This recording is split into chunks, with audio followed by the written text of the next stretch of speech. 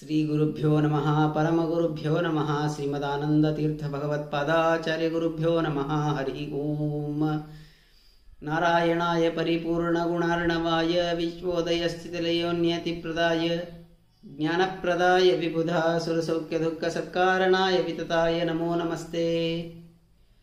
सिद्धलक्ष्मीर्मोक्षलक्ष्मी जयलक्ष्मी सरस्वती श्रीलक्ष्मीर्वरलक्ष्मीश्च प्रसन्ना भव सर्वदा। नमस्ते प्राणेश प्रणतविभवाय वनिमगाः नमस्वामिन् रामप्रियतमः हनुमन् गुरुगुण नमस्तुभ्यं भीम प्रबलतम कृष्णेष्ट भगवन् नमः श्रीमन्मध्वप्रदिश सदृशन्नो जय जय। सत्याभिज्ञकराब्जोत्थान् पञ्चाशद्वर्षपूजकान् सत्यप्रमोदतीर्थार्यानुमिन्याय सुधारतान् शास्त्रेषु पारदुष्वाणं शास्त्रज्ञैश्च वत्सलं दीनभक्तोद्धारकरं सत्यात्मानं यतिं भजे। विद्यापीठविधातारं विद्यावारिधिचन्दिरं विद्यार्थिवत्सलं वन्दे महामहिमसद्गुरुम्। आपादमौलिपर्यन्तं गुरूणामाकृतिं स्मरेत् तेन विघ्नाः प्रणश्यन्ति सिद्ध्यन्ति च मनोरथाः। श्रीगुरुभ्यो नमः हरि ओम हरि ओम हरि ओम। कालच्या दिवशी आपण ऐकलं तर भगवंताने श्रीमन्नारायणाने धर्मांतरी रूप धारण करून तो आला। उजव्या हातामध्ये सुधाकमंडलू आणि वाढण्यासाठी सुधाकमंडलू आणि डाव्या हातामध्ये भगवंता अमृत कलश घेऊन भगवंताची धन्वंतरी रूप असलेल्या भगवंताची उत्पत्ती झाली। उत्पत्ती झाल्यावर भगवंताने अवतार केल्यावर तेव्हा भगवंताच्या हातामध्ये असलेला जो अमृत कलश आहे, डाव्या हातामध्ये असलेला अमृत कलश, तो दैत्याने अपहार करून घेऊन गेला। भगवंताला तेवढी शक्ती नव्हती का? अमृत कलश जो आहे तो घट्ट पकडण्या इतकी भगवंताकडे शक्ती नव्हती? असा आपल्याला मनामध्ये प्रश्न येऊ शकतो। तेव्हा भगवंता का असा करतो? त्यांना अपहार करून घेऊन जायला, अपहार करायला भगवंता कलशा त्यांच्या हातात का देतो? तर सत्यच्युतान कारयितुम वधाय। ते जे आहेत दैत्य, त्या दैत्यांची दुष्टबुद्धी किती आहे, दैत्यांची दुष्टबुद्धी किती आहे, आणि त्या दैत्यांच्या वधासाठी भगवंताने जो अमृत कलश आहे डाव्या हातामध्ये त्याचं अपहरण करू दिलं। नाहीतर भगवंता सर्वज्ञ असलेला भगवंता त्याला काय अमृत हातामध्ये असलेला कलश तो कसा दिला असता? दिला नसता। त्यालाही कारण आहे। त्यामुळे भगवंताने दैत्यांना ते जे हातातलं अमृत कलश आहे ते अपहरण करू दिलं। अपहरण करून गेल्यावर ते दैत्य जे आहेत ते देवतांसोबत भांडण करत नव्हते, किंतु स्वतःमध्येही ते भांडण करायला चालू झाले। स्वतःमध्येही ते आपापसातही ते भांडण करू लागले। काय तर अमृत मी पान करणार, अमृत मी पान करणार म्हणून स्वतःमध्येही भांडण चालू झाले त्यांचे। हे बघून भगवंता कलशामधलं जे अमृत आहे ते कुठे सांडून जाऊ नये हा विचार केला आणि भगवंताने सुंदर असं रूप धारण केलं। भगवंताने अत्यंत सुंदर असं मोहिनी रूप जे आहे ते भगवंताने धारण केलं। परस्परम ते अमृत हेतु तो खिला विरुध्यमाना प्रददुस्मते करे समम सुधाया कलशम विभज्य निपाययानास्मि निती वंचितास्त्वया। तेव्हा भगवंताने मोहिनी रूप धारण केल्यावर जे दैत्य होते ते दैत्य त्या मोहिनी रूपावरती त्यांना मोह येतो, त्यांना मोह येतो। मोह आल्यावर ते अमृत असलेलं जे कलश आहे ते मोहिनीच्या हातात देऊन टाकतात सगळे दैत्य। तू आम्हाला पाजव, अमृत जे आहे तू आम्हाला पाजव। तेव्हा भगवंत काय करतो? फक्त देवतांना पाजतो। अमृत जे आहे ते फक्त देवतांना पाजतो, किंतु दैत्यांना पाजत नाही। कारण का? तर धर्मच्छलम पापजनेषु धर्म, इति त्वया ज्ञापयितुम तदोक्तम. धर्माचा छळ जे करतात असे पाप लोकांना, धर्माचा छळ जे करतात अशा पाप लोकांना अधर्म केलं तरच योग्य आहे हे भगवंत दाखवून देतो.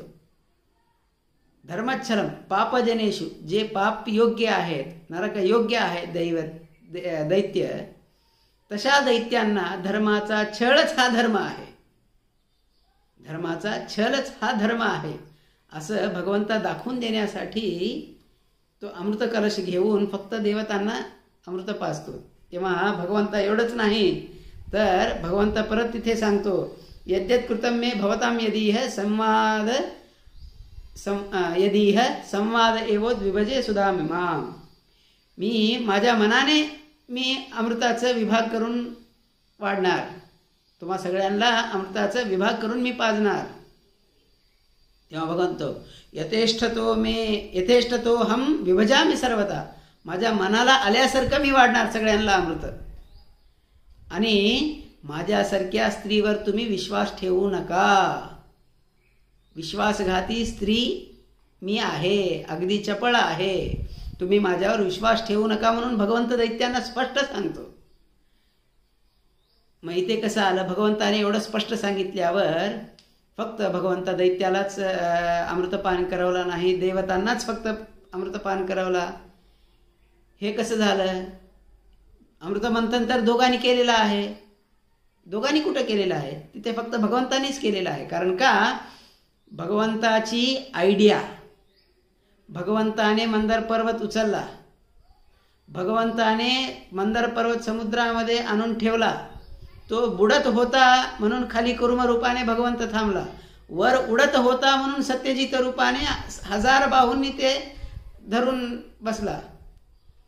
आणि वासुकी जो सर्प आहे, कश्यपांचा मुलगा जो वासुकी आहे, तो देवता दानवांच्या ओढण्याने मंथन करत असल्याने तोही तिथेच मरून पावला असता. त्याच्यामध्येही भगवंत थांबला होता, त्याच्यामध्येही भगवंताने रूप धारण करून वासुकीमध्ये होता भगवंत. हे सगळं करून परत भगवंताच अमृत जे आहे ते घेऊन आला. मग ह्यामध्ये पक्षपात कुठं आला? सगळं भगवंतानेच केलंय म्हणल्यावर भगवंताच्या अधीन असलेली वस्तू भगवंता ज्यांना द्यायला पाहिजे तो त्यांनाच देऊ शकतो. पण इथे अधर्म जे करतात ते दैत्य, तशांना ते मुक्तियोग्य नाही, त्यामुळे त्यांना अमृत न देता भगवंत जो आहे तो देवतांना फक्त देणार.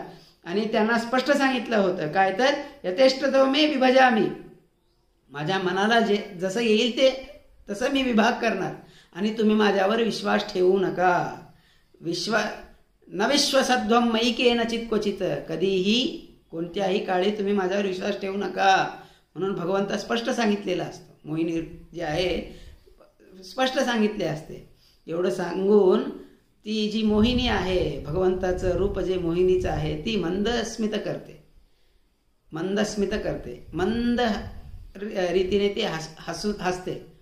त्या हसण्यावरच सगळे दैत्य जे आहेत ते मुग्ध होऊन जातात.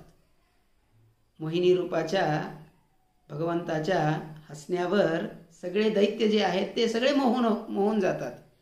मोहून ततश्च संस्थाप्य पृथक सुरासुरान् तवापि रूपो चलितान् सुरेतरान् सर्वान् भवद्दर्शन ईक्ष लज्जितास्म्यहं दृशो मीलयतेत्यवोचः. भगवंता परत सुरांना असुरांना वेगळं करून अमृत वाढत असताना दैत्य जे आहेत ते डोळे वटारून असं त्या मोहिनी रूपी असलेल्या भगवंताकडे बघत होते. बघत असताना तेव्हा भगवंता म्हणतो, मोहिनी रूप असलेला जो भगवंत आहे तो म्हणतो, ते 10-15 स्त्री असल्या तुम्ही बघत असला तर मला काही होत नव्हतं, परंतु मी एकटी आहे आणि तुम्ही मला असं बघत आहे त्यामुळे मला लज्जा येत आहे, मी लाजत आहे, त्यामुळे तुम्ही सगळे जे आहेत ते तुम्ही डोळे मिटा म्हणून सांगितल्यावर सगळे दैत्य जे आहेत त्या भगवंताच्या मोहिनी रूपाला मुग्ध होऊन डोळे मिटून टाकतात. डोळे मिटून टाकल्यावर निमीलिताक्षेषु असुरेषु देवताः न्यपाय साध्वमृतं ततः पुमान् क्षणेन भूत्वा पिबत सुधाम शिरो राहोर्न्यकृंतश्च सुदर्शनेन. तेव्हा भगवंत सगळ्या देवतांना अमृतपान करतो. अमृत संपणार इतक्यात तिथे राहू येऊन बसला असतो. चंद्र आणि सूर्यांच्या बाजूला दैत्य राहू जो आहे तो येऊन तिथे बसतो. बसून राहू आणि चंद्र आणि सूर्य जे देवता आहेत ते भगवंताला सांगतात, हा दैत्य येऊन बसलेला आहे देवतांच्या पंक्तीमध्ये, तू वाढू नको असं म्हणत असतानाही भगवंताला माहीत नाही आहे का? सगळं माहिती आहे भगवंताला. तरी भगवंता हातामध्ये अमृत टाकतो राहूच्या. अमृत टाकल्यावर ते अमृत तो पान करतो. पान करून कंठाच्या खाली उतरण्याच्या आधी भगवंत स्वतःचं सुदर्शन चक्र काढून त्याचे 2 भाग करून टाकतो, शिरच्छेद करून टाकतो. त्याचा राहोर निकृंतश्च सुदर्शनेन, सुदर्शन चक्र काढून त्याचे शिरच्छेद करून टाकतो. तेव्हा तेनामृतार्थं च सहस्त्रजन्मसु प्रतप्य भूयस्तप आरितो वरहा. हे राहूला कसं पान केलं, राहूने अमृतपान कसं केला तर सांगतात, राहू जो आहे हा राहू कोण होता तर हिरण्यकश्यपू आणि हिरण्याक्षीची बहीण जी सिंहिका आहे, सिंहिकाचा मुलगा हा राहू. हा राहू जो आहे हा राहू सहस्रजन्मसु प्रतप्य 1000 जन्मामध्ये त्याने तप केलेलं असतं, घोर तप केलेलं असतं. मला अमृत भेटो, मला अमृत मिळावं म्हणून त्याने घोर तप केलेलं असतं. हे तप केल्यावर ब्रह्मदेवाने त्याला वर दिलेलं असतं, तथास्तु म्हणून वर दिलेलं असतं. म्हणूनच भगवंता त्याला अमृत देतो. अमृत देऊन तो पान करून कंठाच्या खाली उतरण्याआधी त्याचा शिरच्छेद करून टाकतो. तेनामृतार्थं तु सहस्त्रजन्मसु भूयस्तप आरितो वरः स्वयंभूतस्तेन भवान करेस्य बिंदुम सुधा प्रास्य शिरोजहार. तेव्हा त्याचा शिरच्छेद करून टाकतो. तेव्हा शिरस्तु तस्य ग्रहतामवाप सुरैः समाविष्टमथो स्वबाहु क्षिप्तः कबंधोस्य क्षुबोधसागरे. त्याचा कबंध जो आहे, शिरच्छेद सोडून जो कबंध आहे तो कबंध शुभोधसागरे, त्या शुभोधसागरामध्ये पडतो. तेव्हा अथासुरा प्रत्यपतन्नुदायुधाः समस्त शस्तेतु हतास्त्वयारणे कलिस्तु सब्रह्मवरादजेयः ऋते भवन्तं पुरुषेषु संस्थितः. तेव्हा सुदर्शन चक्र काढून राहूचा शिरच्छेद केल्यावर तिथे असलेल्या दैत्यांना कळतं की हा दुसरा कोणी नाही किंतु भगवंताच आहे. भगवंताने सुदर्शन चक्र काढून त्याचा संहार केला आहे असं सांगितल्यावर हा जो राहू आहे हा राहू दैत्य आहे, त्यामुळे त्याचा शिरच्छेद झाला. आपण हवन वगैरे करत असताना राहवे नमः राहूम आवाहयामी असं आपण राहूला आवाहन करून राहूला आहुती देतो. तो राहू जो आहे तो दैत्य आहे, पण राहूच्या शिरामध्ये 100 दैवत आहेत. आपण आहुती देत असताना राहूला, ती राहू नावाच्या दैत्याला नाही किंतु राहूमध्ये असलेले जे 100 देवता आहेत त्यांना आपण आहुती देतो, किंतु राहूला नाही. तेव्हा दैत्य जे आहेत ते सगळे परत युद्धाला येतात. युद्धाला येऊन युद्ध करतात. कारण युद्ध केल्यामुळे देवतांना काही होत नाही. कारण का देवतांनी जे आहे ते अमृतपान केलेलं असतं. अमृतपान केल्यामुळे देवतांचा संहार होऊ शकत नाही. तेव्हा कली सगळ्या देवतांचा संहार करतात, परंतु कलीचा संहार करू शकत नाही. कारण का तर कलिस्तु ब्रह्मवरादजेयः, कली जो आहे तो ब्रह्मदेवांच्या वराने अजेय झाला होता. त्यामुळे तो प्रत्येक पुरुषामध्ये आहे. कली प्रत्येक भवंतं पुरुषेषु संस्थितः तस्यार्धदेहात, त्या अर्धदेहाने ते जे खाली कबंध पडलेलं असतं त्या अबंध देहाने कलीची पत्नी जी आहे अलक्ष्मी, कलीची पत्नी जी आहे अलक्ष्मीचा जन्म होतो. त्याचे मुलं जे आहे ते दोषगणाः सर्वशः, त्यातून दोष जे आहेत ते निर्माण होतात. अथेंदिरा वक्षसि ते समास्थिता त्वत्कंठगम कौस्तवमास धाता. तेव्हा अथ नंतर इंदिरा जी आहे, लक्ष्मी देवी जी आहे, ती भगवंताच्या वक्षस्थळामध्ये राहते.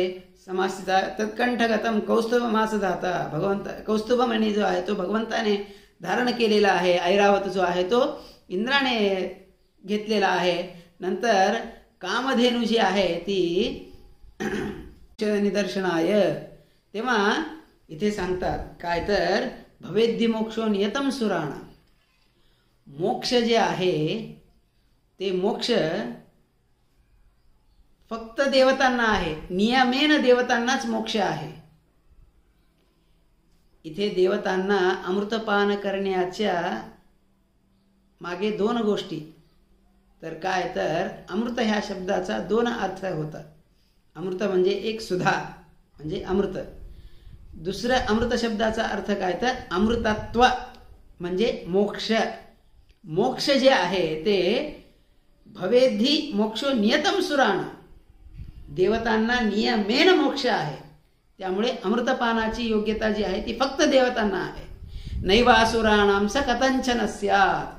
दैत्यांना अमृतपान करण्याची योग्यता नाही आणि ते कधीही मोक्षाला जाऊ शकत नाहीत.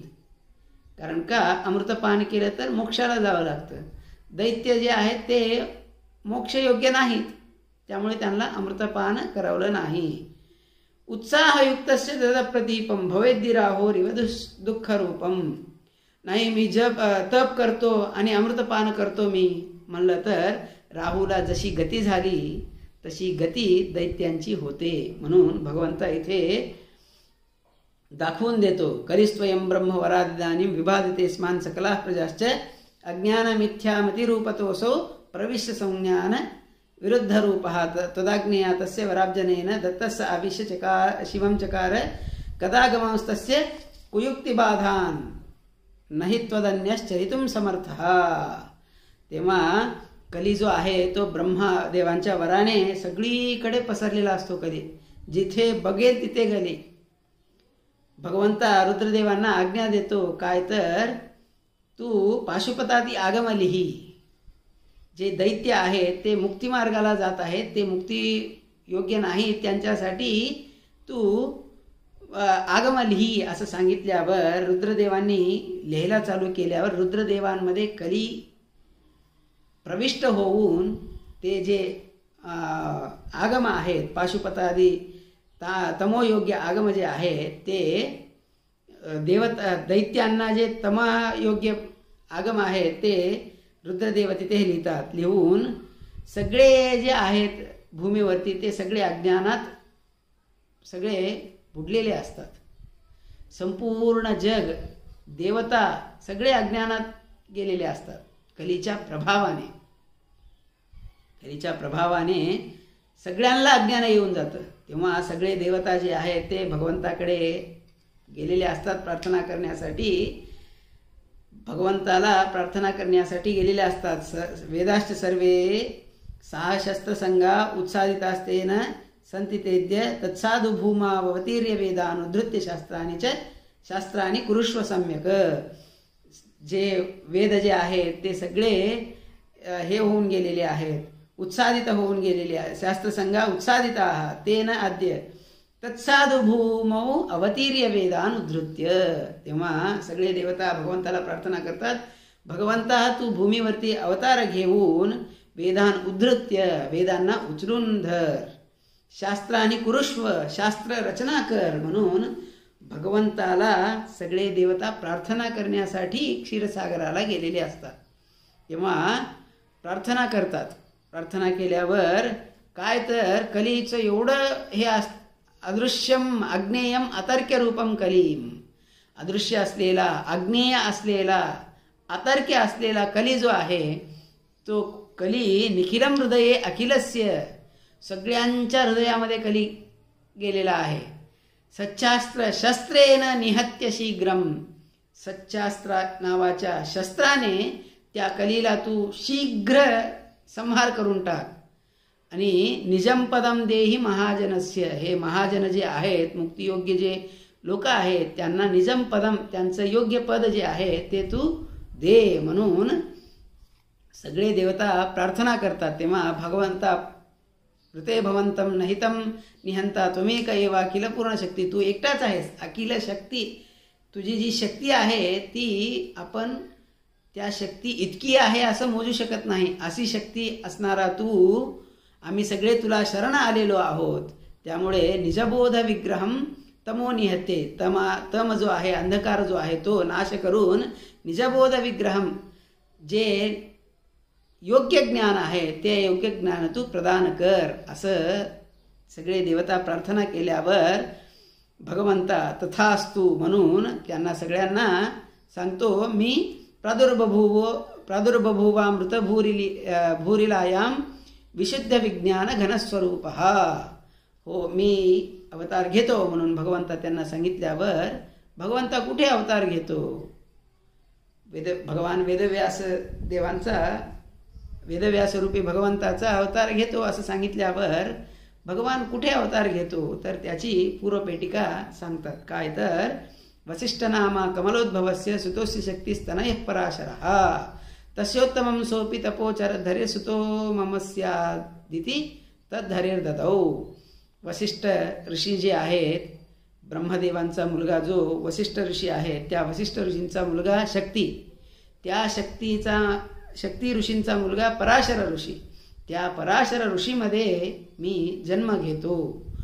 पराशर ऋषी आणि सत्यवती देवी उवाच चैनं भगवान सुतोचितो वसोर्मदीयस्य सुतास्ति शोभना वने मृगार्थम चरतोस्य वीर्यं पपात भार्यं मनसा गतस्य. तेव्हा उपरिचर वसू जो आहे त्या उपरिचर वसूची मुलगी म्हणजे सत्यवती देवी,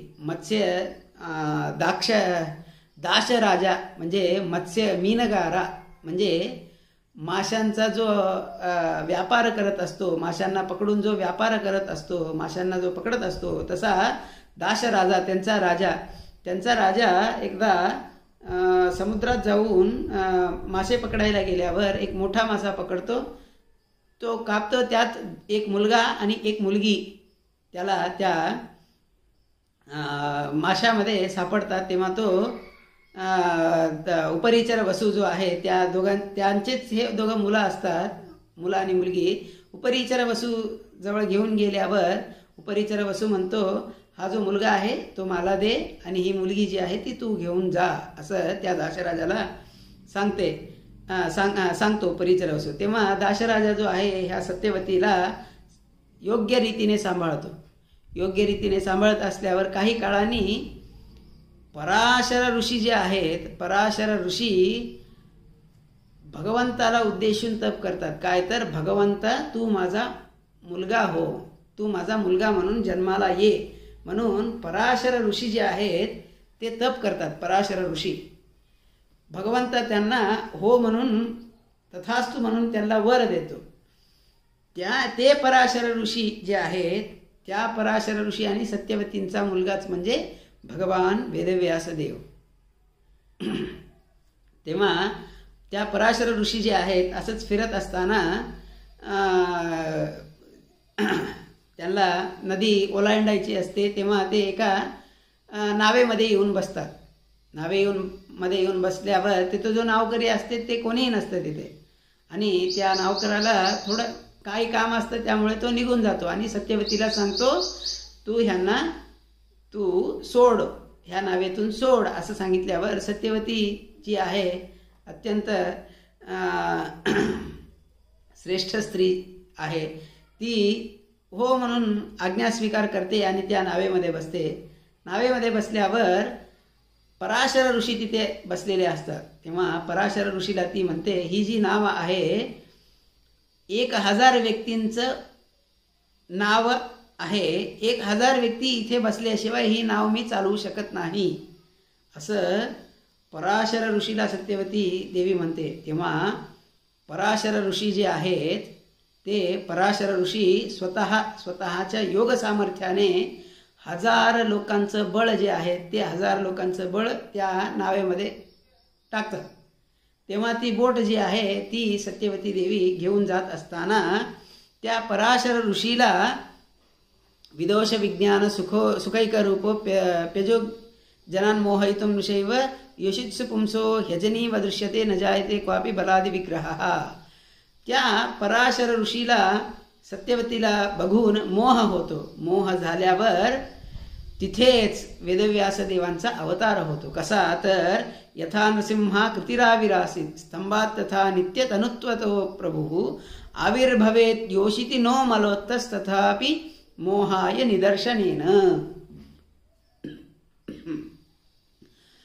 स्तंभामधून नरसिंहदेवाचा अवतार जसा झाला तसा ह्या वेदव्यास देवांचा अवतार झाला वेदव्यास देवांचा. ह्या भगवंताला स्त्रीपुं प्रसंगात परतो येतो हरी. स्त्रीच्या योनीतून जन्मायला पाहिजे, स्त्रीच्या गर्भातून जन्मायला पाहिजे असा भगवंताचा नियम नाही. किंतु भगवंता अचिंत्य शक्ती आहे भगवंताला. तो स्त्री किंवा पुरुषांच्या संगाने जन्म भगवंताचा होत नाही. परतो येतो हरी, त्याच्यापेक्षा उत्तम रीतीने भगवंताचा जन्म जो आहे तो होतो. प्रादुर्भव, साक्षात प्रादुर्भव झाला, तिथे प्रकट झाले वेदव्यास देव. विमोहयंजनम अतो मलथो यमिति मन्यते जनो शुभ पूर्ण गुणैक विग्रह. पूर्ण गुणाचा विग्रह जो आहे तो विग्रह तिथे भगवंता प्रकट झाला. कसा प्रकट झाला तर सांगतात, द्वीपे भगन्यास्तु यमस्य विश्वकृत प्रकाशते ज्ञान मरीचि मंडलः प्रभासयन् नंड बहिस्ततः तथा अंतः सहस्त्रलक्षामित भानुदीती. ही भगवंताचा तिथे जन्म झाल्यावर सहस्र लक्ष म्हणजे 1000 लक्ष सूर्यांची जेवढी कांती आहे त्याच्यापेक्षा जास्त कांती ह्या भगवंताची वेदव्यास महर्षींची होती. म्हणून त्या ह्या वर्णन करतात. अगण्य दिव्योरु गुणार्णव प्रभु समस्त विद्यादि पतिर्जगद्गुरु. अगण्य दिव्योरु गुणार्णव.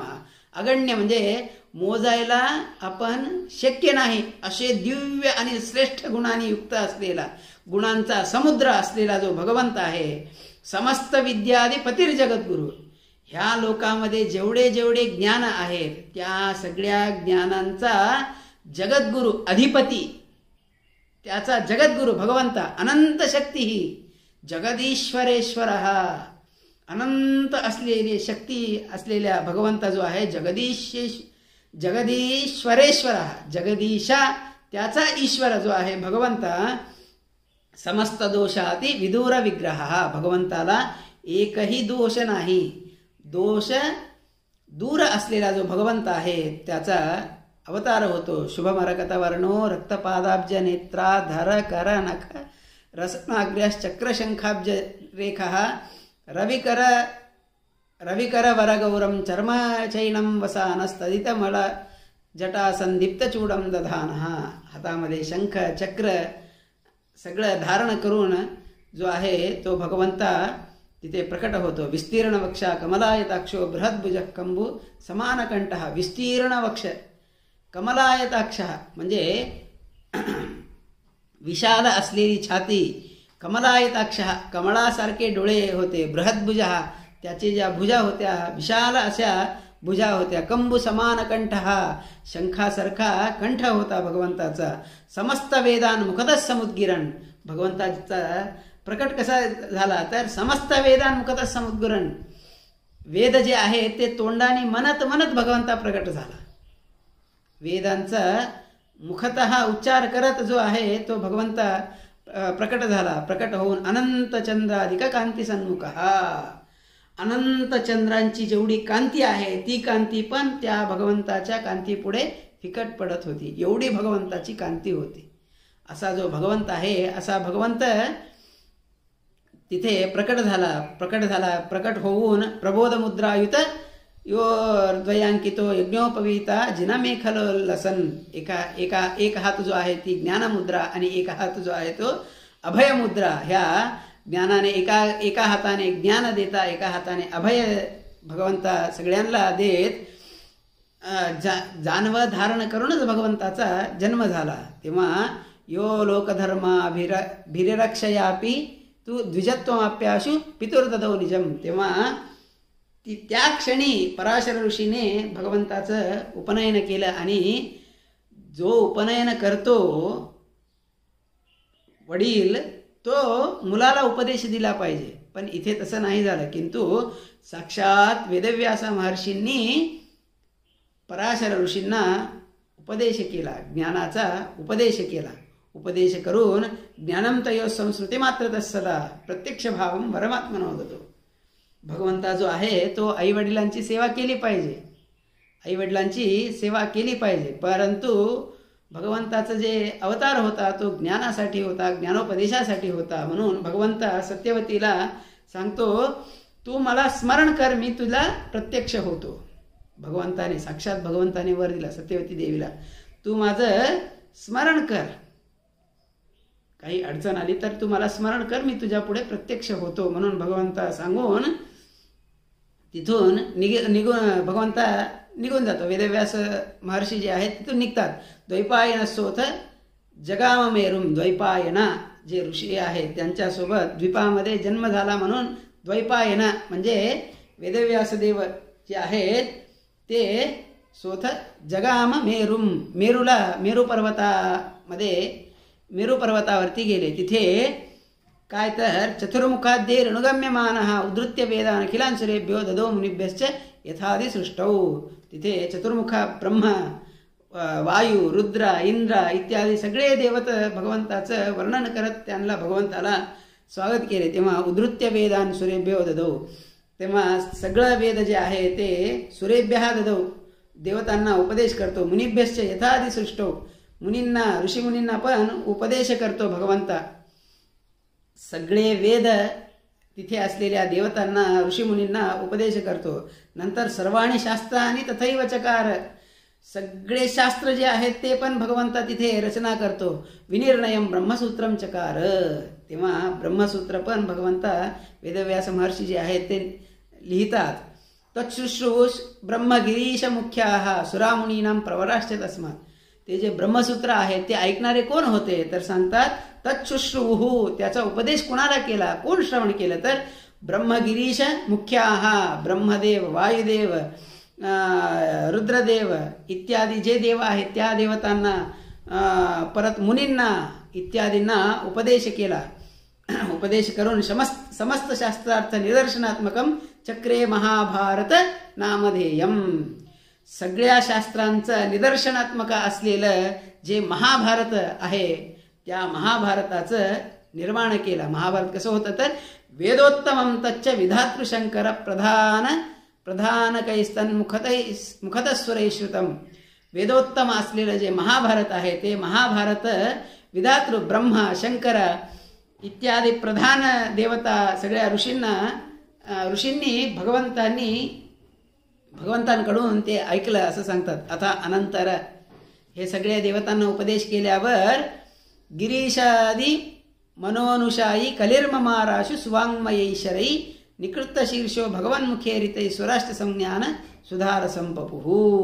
तेव्हा गिरीशादी इथे उपदेश केल्यावर ब्रह्मदेवांना कलीचा प्रवेश नाही, कलीची बाधा ब्रह्मदेवांना नाही, किंतु त्यांना उपदेश केल्यावर ज्ञानामध्ये अभिवृद्धी. परंतु गिरीश म्हणजे रुद्रदेवांना प्रारंभून जे देवता आहे त्या देवतांमध्ये असलेला जो कली आहे त्या कलीला ममार आशु शीघ्र मध्ये त्या कलीचा संहार करून सुवाङ्मयी शरैः निकृत्य शीर्षः. सुवाङ्मयैः शरैः म्हणजे श्रेष्ठ असलेल्या त्यांच्या सुवाङ्मयैः वाक्पुष्प नावाच्या बाणांनी त्या कलीला संहार करून टाकलं म्हणून एवढं सांगतात. तेव्हा एवढंच फक्त हे जे आहे मुक्तियोग्य देवतांना झालं, मुक्तियोग्य देवतांना झालं. मनुष्यांमध्येही कलीचा प्रवेश आहे. त्या मनुष्यांमध्ये उत्तम असलेले मनुष्य पण आहेत, मोक्षयोग्य जे मनुष्य आहेत ते पण आहेत.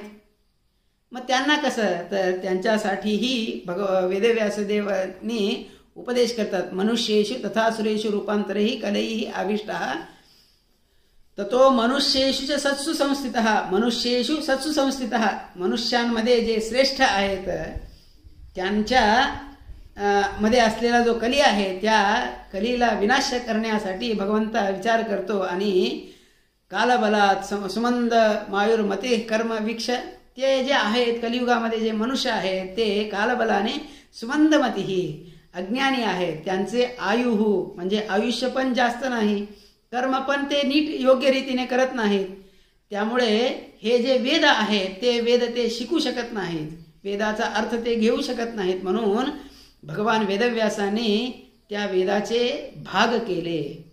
विव्यास वेदांचा विभुश्चतुर्धा, 4 रीतीने त्या वेदांचा भाग केला.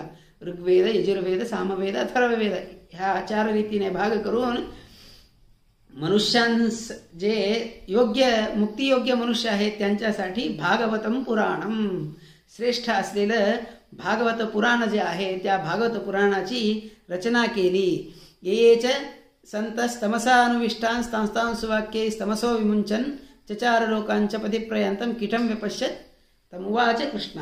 हे सगळं उपदेश करून नंतर तुमसः विमुंचन चचार लोकांच पतिप्रयंतम, वेदव्यासदेव महर्षी एकदा प्रयाण करत असताना तिथे रस्त्यामध्ये त्यांना एक कीट दिसतं, किडा दिसतो. त्या किड्याला बघतात आणि त्या किड्याला वेदव्यासदेव बोलतात काय तर भवस्व राजा कुशरीरमेतत, तू राजा हो, हे जे कुशरीर आहे हे किड्याचं जे शरीर आहे तुझं ते त्याग करून तू राजा हो म्हणून त्याला सांगतात. तेव्हा तो किडा म्हणतो नैच्छत तदसो तदस्तम, तुम्हाला जर राजा करायचं असलं तर मला ह्या किड्याच्या अवस्थेमध्येच तुम्ही मला राजा करा. अत्यक्त देहम नृपतीम चकार पुरा स्वभक्तम वृषलम सुलब्धम, तेव्हा ह्या किड्याच्या रूपामध्ये असतानाच तुम्ही मला राजा करा, किंतु दुसरं देह धारण करून मी राजा होऊ शकणार नाही. असं म्हटल्यावर वेदव्यासांची शक्ती अचिंत्य अशी शक्ती आहे, अचिंत्य अशी शक्ती, त्या शक्तीने त्या किड्याला राजा करतात. क्रिमींद राज्य वाढीसिदे म्हणून म्हणतात. क्रिमी जो किडा आहे तो राजसिंहासनावर बसून राज्य करतो, म्हणजे त्याचं सिंहासन कसं असेल, तो काय करत असेल, तो कसा बोलत असेल, हे सगळं वेदव्यास महर्षींनाच माहिती आहे. त्यांची जी शक्ती आहे अचिंत्याद्भुत शक्ती, त्या शक्तीने तो राजा बनतो. तो योग्य असा असतो, किंतु लोभाच कीटवशत्व उपेत्य, तो मागच्या जन्मी फार कंजूस असतो, पण भगवत भक्तिनिष्ठ असतो, कंजूस असतो, पण त्या कंजूसी पणा केल्यामुळे तो किड्याचा जन्म प्राप्त केलेला असतो. कृष्णप्रसादात सबभूव राजा, वेदव्यासांच्या प्रसादाने परमानुग्रहाने तो राजा होतो. एवढा राजा होऊ नाही, किंतु तदैव तम सर्व नृपाः प्रणेमुः ददुः, कर सगळे तिथे असलेले जे राजा आहेत ते राजा त्या किड्यासमोर आणून कर देत होते. म्हणजे किड्याला एवढी शक्ती वेदव्यास महर्षींनी दिली होती. ते जे किडे आहेत ते किडे ते जे राजा आहेत तिथे असलेले राजा त्या किड्याला आणून कर देत होतात. अशी वैश्य जे आहेत राजा ते कर देत होते. एवढी शक्ती त्या वेदव्यासांनी त्या किड्याला दिली होती. उवाचतम भगवान मुक्तिम तव क्षणे दातुम महम समर्थः, तेव्हा भगवान वेदव्यास महर्षींची शक्ती एवढी आहे तर त्या क्षणामध्ये त्या किड्याला ते मुक्ती देऊ शकले असते. द्यायची योग्यता वेदव्यास महर्षींना आहे. अचिंत्याद्भुत शक्ती, सर्व दोष दूर असलेल्या भगवंताला मुक्ती देणं म्हणजे काय, अगदी सुलभ काम आहे.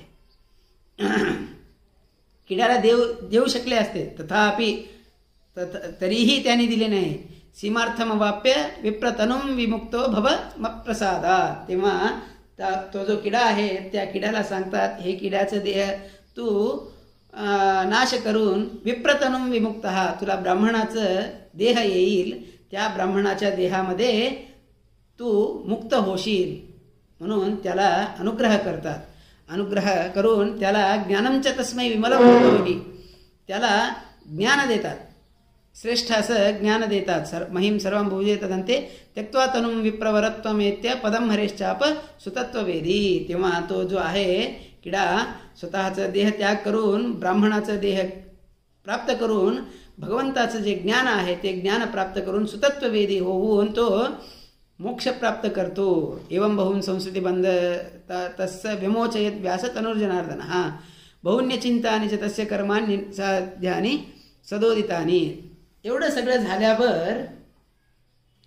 झाल्यावर एकदा रुद्रदेव जे आहेत ते रुद्रदेव भगवंताला भगवंत जो आहे भगवंताचा मी मुलगा व्हायला पाहिजे म्हणून उद्देशून ते दीर्घतप करतात. दीर्घतप केल्यावर भगवंता प्रसन्न होऊन मी तुझा मुलगा होतो असं ते रुद्रदेवांना सांगतात. पण तिथे लोकांच्या विमोहनासाठी रुद्रदेवांना सांगतात मी तुला उद्देशून तप करतो की तू माझा मुलगा हो. लोकांना उद्देशून विमोहनाय असुर सर्गिणाम प्रभू. असुर जे आहेत दैत्य जे आहेत त्या दैत्यांना विमोहन करण्यासाठी मी तुला उद्देशून तप करेन तू माझा मुलगा हो म्हणून करोती व तप प्रदर्शेत. वेदव्यास महर्षींनी जे मुक्तियोग्य नाहीत त्यांना उद्देशून जे दैत्य आहेत त्यांना उद्देशून रुद्रदेवांना उद्देशून तप केलं तू माझा मुलगा हो. म्हणजे ते सगळे दैत्य जे आहेत ते रुद्र सर्वोत्तम असं समजून ते तमोयोग्य आहेत त्यामुळे त्यांना मुक्ती भेटणार नाही. म्हणून वेदव्यासाने कामादि दोषांश मृषैव दर्शयन न तावता तस्यहि संति कुत्रचित. तेव्हा खोटं दाखवण्यासाठी ते तप करून रुद्रदेवांना पुत्र म्हणून प्राप्त करून घेतात. ततस्परण्यो स बभूव पुत्रकः शिवस्य सोभूत शुकनामधेयः. तेव्हा यज्ञ करत असताना अरणी घर्षण करत असताना घृताची नावाची जी अप्सरा आहे ती शुकी भूत्वा शुकीचं रूप धारण करून येते. तिच्यामध्ये जो जन्मलेला आहे रुद्रदेवांचा अवतार व्यास विमत्तमुत्तराणितम आलेला जो मुलगा आहे तो रुद्रदेवांचा अवतार शुकाचार्य. ती घृताची जी स्त्री आहे उर्वशी अप्सरा स्त्री आहे ती अप्सरा स्त्री म्हणते ह्या पुत्राला माझंच नाव ठेवा म्हणून त्यांना शुकाचार्य शुकीचा मुलगा आहे त्यामुळे तिला त्या मुलाला शुक असं नाव ठेवतात. अकामयन कामकोत्स भूत्वा तयार्दितस्तस्य शुकनामधेयः. त्यामुळे त्यांचं शुक असं नाम धारण केलं. नंतर चक्रे हिरण्योस्तनयं च सृष्ट्वा विमोहयस्तत्व मार्गेश्व योग्यान. तेव्हा समस्त तत्वज्ञान जे आहे ते वेदव्यास देवांना उपदेश करायचं असतं. तेव्हा वायुदेवांना ते सांगतात तू शुकाचार्यामध्ये रुद्रदेवांमध्ये तू प्रविष्ट होऊन मी जे सांगत आहे ते समस्त वेद जे आहेत समस्त शास्त्रांचा जो सार आहे ते उपदेश करणार आहे त्यामुळे तू उपदेश करून घे असं वेदव्यास देवांनी वायुदेवांना सांगितल्यावर वायु व्यासस्य सेवार्थम अथास्य सर्वम. वेदव्यासांची सेवेसाठी ते शुकाचार्यांमध्ये प्रवेश करतात. तेव्हा ज्ञानम ददो भगवान सर्व वेदान सभारतम भागवतम पुराणम. तेव्हा वेदव्यास देवांनी सर्व वेदान सगळ्या वेदांचं महाभारताचं भागवत पुराणाचं ज्ञान त्यांना दिलं असं सांगतात. नंतर हे सगळं बघून शेषदेव जे आहेत ते पण येतात पहिल्या ऋषींमध्ये आविष्ट होऊन ते पण वेदव्यासांकडून उपदेश करून घेतात. गरुड जे आहे तो सुमंतूमध्ये ब्रह्मदेवता जे आहे ते वारुणी आणि वैशंपायनामध्ये आविष्ट होऊन वेदव्यासांकडून उपदेश करून घेतात. इंद्रदेव जे आहेत ते जैमिनी ऋषीमध्ये आविष्ट होऊन भगवंताकडून उपदेश करून घेतात.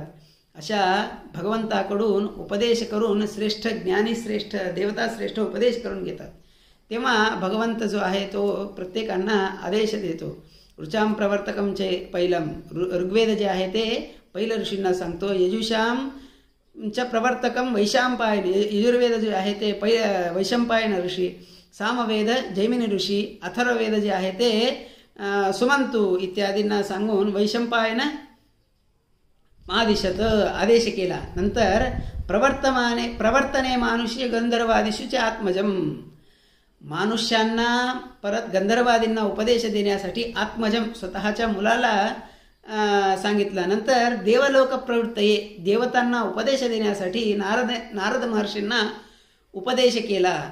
आदिशत ससृजेत रोमांचनात रोमहर्षणम हे सांगत असताना वेदव्यास देवांना रोमांच झालं. त्या रोमामधून रोमहर्षण नावांचे ऋषीचा जन्म झाला. त्या रोमहर्ष ऋषींना भारत पुराण महारामायणाचा उपदेश केला. पंचरात्रास्य कृष्णस्य प्रवृत्त्यां मथादिशत पंचरात्राचा प्रवृत्तीनिमित्त कव्हा म्हणून त्यांना आदेश दिला. तमाविशत कामदेव कृष्णसेवाम उत्सुका त्यांच्यामध्ये कामदेवा जे आहेत ते आवेश करून वेदव्यासदेवांच्या सेवामध्ये ते उत्सुक झाले. सतस्मै ज्ञानमखिलम ददौ द्वैपायनः प्रभू त्यांना सगळ्यांना श्रेष्ठ असं ज्ञान भगवंतानी दिलं. नंतर सनतकुमार जे आहेत त्यांना योग प्रवर्तनेसाठी सांगितलं, योग ज्ञान दिलं. भृग्वादीन कर्मयोग ज्ञानम दत्वा भृग ऋषी जे आहेत इत्यादी ऋषींना त्या ऋषींना कर्मयोगाचं ज्ञान दिलं आणि त्यांना सांगितलं हे अमलम शुभम अमलामध्ये आणा म्हणून सांगितलं. म्हणून देवतांचे जे श्रेष्ठ याग असो काही देवतांचे कार्य असो तिथे भृगुऋषीच जाऊन करवतात. कारण का भृगुऋषी हे श्रेष्ठ असे सगळ्यात उत्तम असे ऋषी आहेत. तेव्हा जैमिनीम कर्ममीमांसाम कर्ताम करोत प्रभू जैमिनी ऋषींना कर्ममीमांसा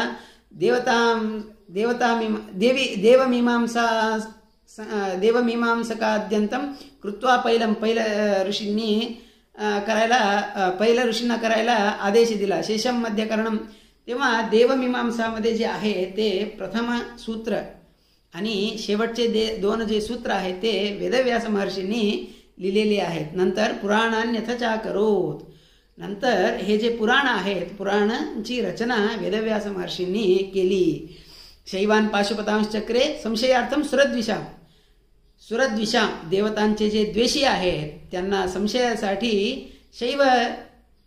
शिवसर्वोत्तमादी पाशुपतादी आगमांचा रचना केली. वैष्णवान पंचरात्रांश यथार्थ ज्ञानसिद्ध. वैष्णवान जे भगवंताचे भक्त आहेत विष्णू मुक्ती योग्य आहेत त्यांना यथार्थ ज्ञानसिद्ध आहे योग्य असं ज्ञानसिद्धीसाठी पंचरात्राचं रचना केली. ब्राह्मंश वेदतश्चक्रे पुराण ग्रंथसंग्रहान. एवढ्या सगळ्या पुराण ग्रंथांचा जो संग्रह आहे त्या संग्रहांचा रचना वेदव्यासाने केली. एवं ज्ञानम पुनःप्रापुः देवाश्च रचयस्तथा सनत्कुमार प्रमुखा योगिनो मानुषस्तथा कृष्णद्वैपायनात प्राप्यम ज्ञानम ते मोदः सदा. हे सगळं जे ज्ञान आहे ते वेदव्यास महर्षींनी सगळ्यांना दिलं. सनत्कुमार प्रमुखा योगिनो मानुषास्तथा मनुष्यांना पण मुक्तियोग्य मनुष्य जे आहेत त्या मनुष्यांना मुक्ती होण्यासाठी जे ज्ञान आहे ते ज्ञानही कृष्णद्वैपायनात प्राप्य वेदव्यास महर्षीकडून ते प्राप्त करून घेतात. समस्त विज्ञानग भक्तिचक्रम विताय विज्ञान महादिवाकरः निरस्य च ज्ञान तमो जगत ततम प्रभासते भानु रिवाव भासयन. ह्या संपूर्ण जगामध्ये जे अंधकार आहे त्या अंधकाराला नाश करून म्हणजे अंधकाराला सूर्याच्या प्रकाशाने जसा अंधकाराचा नाश होतो तसा वेदव्यासांच्या ज्ञानाने जगामध्ये पसरलेला जे अज्ञानाचा अंधकार आहे त्या अंधकार वेदव्यास महर्षींनी नाश केला. चतुर्मुखेशान सुरेंद्रपूर्वकैः सदासुरैः सेवित पादपल्लवः प्रकाशंस्तेषु सदात्मगुह्यं मुमोदमेरौ च तथा बदर्याम. असा सगळा उपदेश करून चतुर्मुखाशेन सुरेंद्रपूर्वकैः ब्रह्म रुद्र इत्यादी देवतांसोबत मेरू पर्वतामध्ये सेवित पादपल्लवः ब्रह्मरुद्रादी देवतांकडून सेवित पादपल्लवः म्हणजे पादपल्लवांचा सेवा करून घेत असलेले वेदव्यास महर्षी जे आहेत ते मुख्य मेरू पर्वतामध्ये देवतांसोबत आणि बद्रीमध्ये ऋषीमुनींसोबत वास करत आहेत असं सांगत इथे दशमाध्याय संपतो. श्रीकृष्णार्पणमस्तु इति श्रीमदानंदतीर्थ भगवत्पादाचार्य विरचिते श्रीमन्महाभारत तात्पर्यनिर्णये दशमोऽध्यायः. श्रीकृष्णार्पणमस्तु. नाहं कर्ता हरिः कर्ता तत्पूजा कर्म चाखिलं तथापि मत्कृता पूजा तत्प्रसादेन नान्यथा तद्भक्तिस्तत्फलं मह्यं तत्प्रसादः पुनः पुनः कर्मण्यासो हरावेमं विष्णोः तृप्तिकर सदा अनेन भावी यत् पुण्यम तदाप्नोतु गुरुर्मम. श्रीकृष्णार्पणमस्तु. ह्यात काही चूक असेल तर ती चूक माझी आणि ह्यात काही जर गुण असेल तर ते आमच्या गुरूंचे असं समजून माझे 2 शब्द संपवतो. श्रीकृष्णार्पणमस्तु.